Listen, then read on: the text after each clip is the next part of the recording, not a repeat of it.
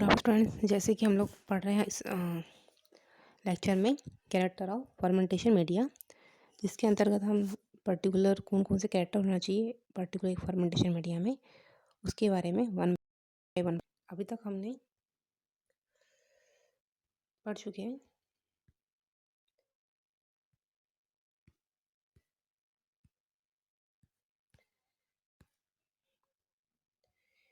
है ना, chemical and buffering capacity.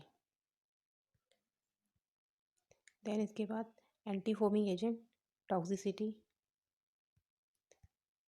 Then इसके बाद एंड कंटामिनेशन। देन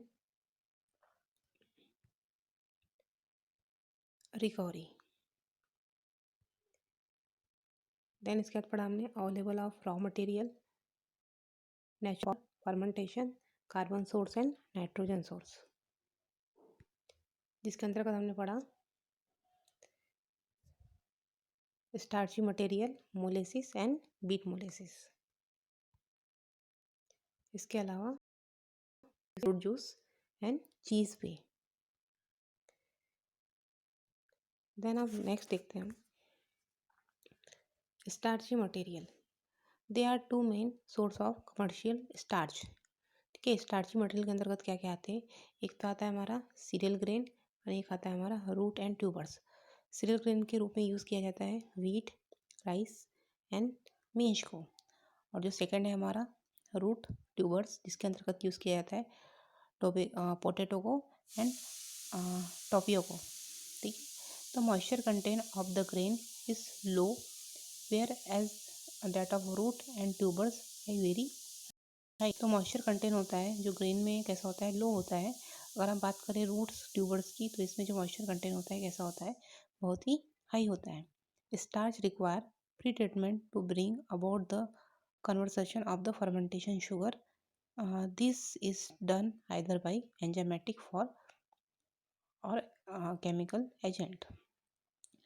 इससे नेक्स्ट हम बात करें सेलुलोजिक मटेरियल की, तो cellulosic material are complex carbohydrate material. जो सेलुलोजिक मटेरियल होता है वो कैसा होता है, कॉम्प्लेक्स कार्बोहाइड्रेट मटेरियल होता है।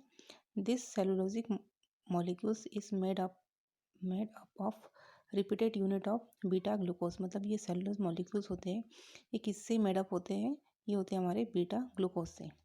The formation of beta cellulosic required. अब सेलुलोज मटेरियल की बात की जाए तो सेलुलोजिक जो मटेरियल होता है उसे देखते हैं हम क्या होता है फर्मेंटेशन मीडिया के अंतर्गत।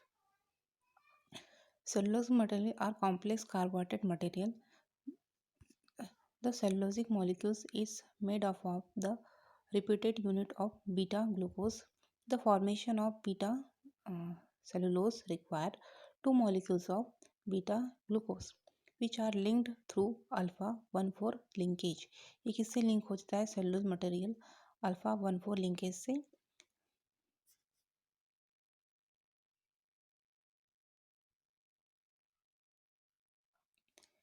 इसके अलावा इसमें 1000 से 1000 से 10,000 यूनिट्स जो होती है पर्टिकुलर इसमें प्रेजेंट होती है सेलुलोज में एज अ पॉलीमर्स जो होते हैं। इसमें सिंपल लीनियर पॉलीमर्स होते हैं जिसको क्या कहते हैं, सेलुलोज कहते हैं। इसके अलावा unit are cellobiose are joined as a 1,4 beta glycosidic linkage. इसमें जो आपस में जुड़े हुए रहते, किसके द्वारा जुड़े हुए रहते, 1,4 बीटा ग्लाइकोसिटिक लिंकेज द्वारा ये आपस में क्या होते, जुड़े रहते हैं। इसके अलावा cellulosic material are sulphide waste liquid, wood molasses and rice straw. ये सब क्या है, हमारे सेलुलोज मटेरियल के एग्जाम्पल है। नेक्स्ट हम देखते हैं sulphide waste liquor. They are manufacturing of paper, pulps, wood in subject to hydrolysis, which is brought about with the help of calcium bisulfate under heat and pressure. ये manufacturing किससे आते हैं, sulphide waste liquor, ये आते हैं paper pulp से and would say.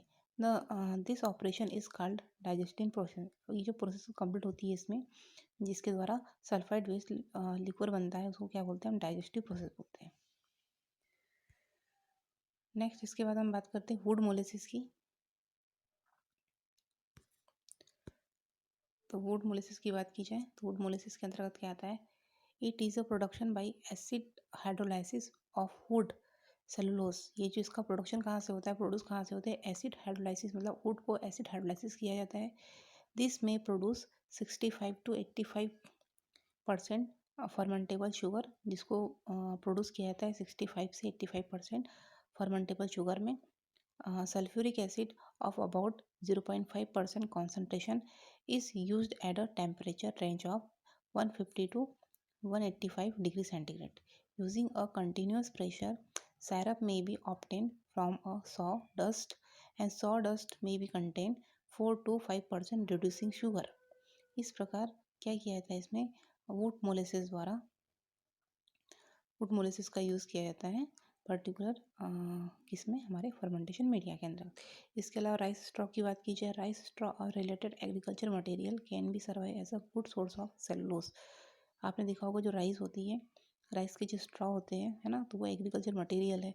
तो ये ऐसा सोर्स होता है किसका, गुड सोर्स होता है किसका, सेलुलोज का, good source of cellulosic material. It is a poor quality animal feed.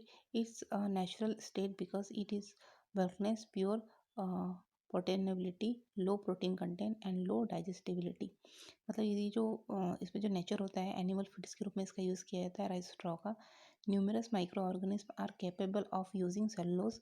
The growth of rice straw has been used as a fermentation media in the production of silage and single cell protein, mushroom and cultivation। जो rice straw है इसका use जो है fermentation process में किया जाता है, क्योंकि ये जो माइक्रोन्स की ग्रोथ के लिए इंपॉर्टेंट होता है राइस स्ट्रॉ।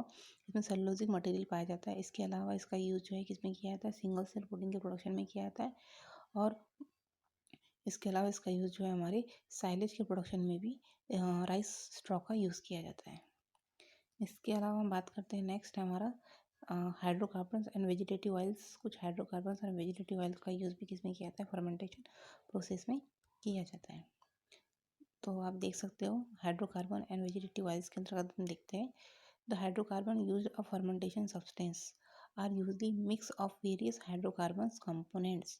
मतलब जो हाइड्रोकार्बन्स होता है यूज़ किया जाता है फर्मेंटेशन सब्सटेंस के रूप में, इसमें बहुत सारे हाइड्रोकार्बन्स क्या होते हैं, मिक्स होते हैं।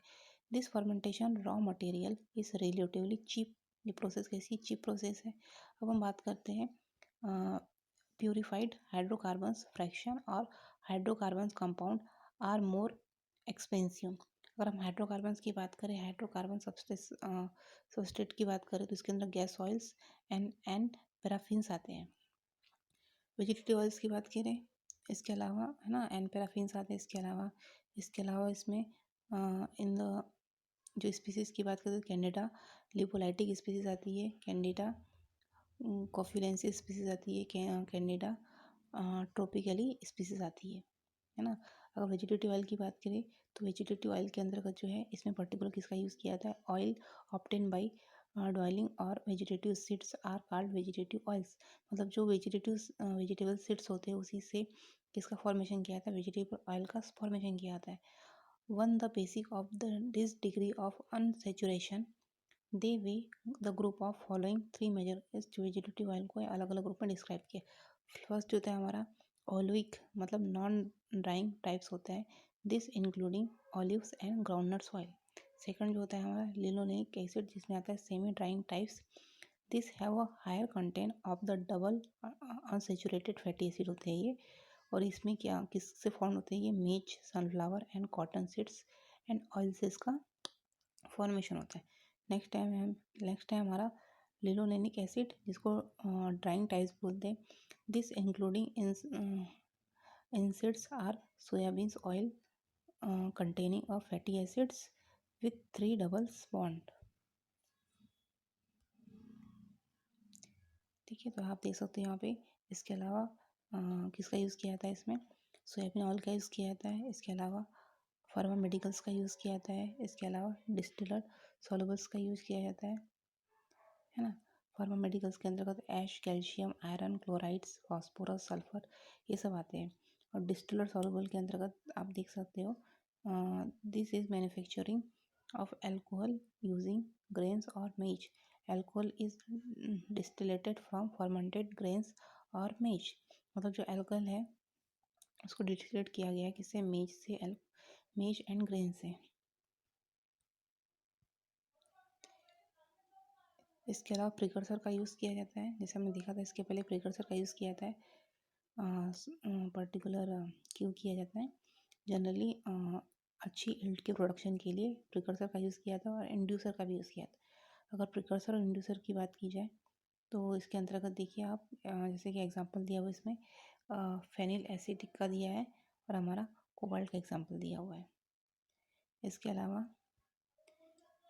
इसमें किसका यूज़ किया जाता है पेनिसिलिन पेनिसिलिन जो है एसपीसीसीएस का यूज़ किया जाता है, पैक्टिनस का यूज़ किया जाता है, सेलुलोज का यूज़ किया जाता है। ये सब जो है कोबाल्ट हो गया पेनिसिलियम जिंक हो गया, विटामिन बी 12 हो गया, ये सब जो है प्रिकर्सर के रूप में यूज़ किए जाते हैं और इंड्यूसर के रूप में यूज़ किए जाते हैं फर्मेंटेशन प्रोसेस में।